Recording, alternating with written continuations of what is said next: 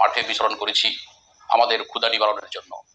আপনারা জানেন 2015 সালের পরে যে বৈষম্য সৃষ্টি করা হয়েছিল, সে বৈষম্যের পরে কর্মচারীরা হতাশা, বিভিন্ন পর্যায়ে কর্মচারীদের জীবন মান, বিভিন্ন পিতামাতা সন্তান নিয়ে তারা তাদের জীবন মান চালাতে পারছে না, তারা অচল হয়ে গেছে।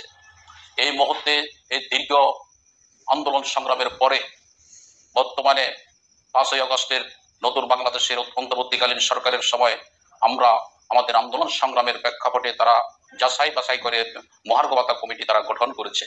মহার্ঘ ভাতা গঠন করার পরে সারা বাংলাদেশের কর্মচারীরা আশ্বস্ত হয়েছে এবং আমরা মোটামুটি এই দ্রব্যমূল্য সহ মুদ্রাস্ফীতির প্রেক্ষাপট বিবেচনা করে আমাদের জন্য ন্যূনতম যে নির্ধারণ করা হবে বেতন কাঠামো বা আমাদের মহার্ঘ ভাতা, সেটা নিয়ে আমরা কোনোরকম আমরা লোন ভাত কোনোরকম খেয়ে বা বিবি বাচ্চা নিয়ে আমরা কাটাতে পারবো, এই ধরনের একটা আমরা আশ্বস্ত ছিলাম। বিগত 18 তারিখের আমাদের সেই সচেতনতামূলক আমাদের সমাবেশ থেকে যে ঘোষণা আমরা দিয়েছি, তার প্রেক্ষাপটে মাননীয় প্রধান উপদেষ্টা প্রেস সচিব যে ঘোষণা দিয়েছিল আমরা আশ্বস্ত হয়েছি এবং আমরা এখনো বিশ্বাস করি সরকারের পক্ষ থেকে যে ঘোষণা আসবে সেই ঘোষণাটা আমরা সবসময় ধারণ করি, লালন করি, বিশ্বাস করি।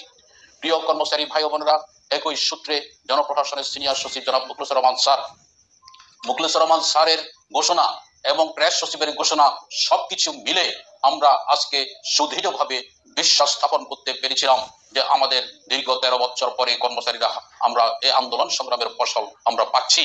কিন্তু গতকাল যেভাবে মিডিয়াগুলি, বিভিন্ন বুদ্ধিজীবী, বিভিন্ন টক শো যেভাবে মহার্ঘ ভাতার বিরুদ্ধে যেভাবে অ্যানালাইসিস করেছে এবং প্রচারণা করেছে, জানি না কতটুকু সত্য।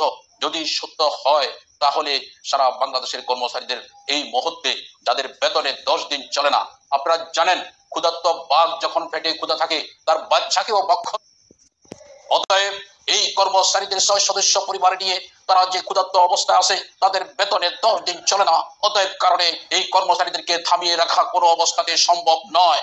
আমরা সকল স্তরে, সকল সেক্টর, সকল দেশি বিদেশি সকল বিশেষজ্ঞদেরকে স্মরণ করিয়ে দিতে চাই, জনপ্রশাসনের নিয়ন্ত্রণে এবং সরকারি বেসরকারি 22 লক্ষ, সরকারি সেক্টরে প্রায় 15 লক্ষ, সবকিছু মিলে এই সমস্ত কর্মচারীদের যদি বেতন এই মুহূর্তে মহার্ঘ ভাতা ঘোষণা না করা হয়, আগামী 31 তারিখ নয়, অনতি বিলম্বে আমি এই মহার্ঘ ভাতার ঘোষণা দাবি করছি। অন্যথায় বাংলাদেশের সকল পেশাজীবী সমন্বয়ে, সকল পেশাজীবী একত্রিত হয়ে আমরা কঠিন থেকে কঠিন কর্মসূচি দিতে বাধ্য হব। না হয় সারা বাংলাদেশের এই প্রশাসন সেক্টর, এই জনপ্রশাসনের নিয়ন্ত্রণে সকল সেক্টর অচল হয়ে যেতে পারে, আমরা এইটুকু ঘোষণা করতে পারি। প্রিয় উপস্থিতি এবং প্রিয় ভাই ও বোনেরা, আপনারা যেখানে আছেন, টেকনাফ থেকে তেতুলিয়া, প্রত্যেকটা সেক্টরে প্রস্তুত থাকুন। আমরা সকল পেশাজীবী সংগঠন আমরা একত্রিত হয়ে আগামী যদি 31 তারিখের মধ্যে বা আমাদের অনতি বিলম্বে আমাদের মহার্ঘ ভাতার বৈষম্যবিহীন মহার্ঘ ভাতার ঘোষণা না আসে, তাহলে আমরা বৃহত্তর আন্দোলন কর্মসূচি ঢাকাতে ঘোষণা করে সারা বাংলাদেশে বুঝিয়ে দিতে চাই এই সেক্টরকে বাদ দিয়ে কোনো সেক্টরের উন্নয়ন করা সম্ভব নয়। ইতিমধ্যে বৈষম্যের সূত্রপাত ঘটানো হয়েছে ব্যাংক সেক্টরে টিফিন ভাতা প্রতিদিন 400 টাকা। ইতিমধ্যে বৈষম্যের সূত্রপাত ঘটানো হয়েছে ব্যাংক সেক্টরে টিফিন ভাতা প্রতিদিন 400 টাকা করা হয়েছে। গার্মেন্টস সেক্টরে 9% তাদের বেতন বৃদ্ধি করা হয়েছে, তাদের বেতন বৃদ্ধি এখন 12,000 টাকার উপরে, আর আমাদের 8,200 টাকা। আমাদের সম্মান নিয়ে, আমাদের জীবন মান নিয়ে, আমাদের পরিবার নিয়ে এই সমাজে আমরা বাঁচতে চাই। অন্যথায় আমরা সকলকে, যে সমস্ত বিশেষজ্ঞরা আছেন, যে সমস্ত বুদ্ধিজীবীরা আজকে সরকারকে বিভ্রান্ত করার চেষ্টা করছে, যে সমস্ত মিডিয়াগুলো বিভ্রান্ত করার চেষ্টা করছে, আমরা তাদেরকে অনুরোধ করব, আমরা এই সমাজের মানুষ, আপনাদের সাথে আমরা একত্রে বসবাস করতে চাই। আমরা এখনো বিশ্বাস করি সরকার যে সিদ্ধান্ত দিয়েছে, যে ঘোষণা দিয়েছে, এই ঘোষণাতে তারা বহাল আছে। কোনো কারণে যদি মহার্ঘ ভাতার সিদ্ধান্তের ঘোষণা, যদি কোনো পত্র, কোনো জিও, কোনো পরিপত্র জারি হয়, এই উদ্ভূত পরিস্থিতির জন্য সরকারকে দায় দায়িত্ব গ্রহণ করতে হবে।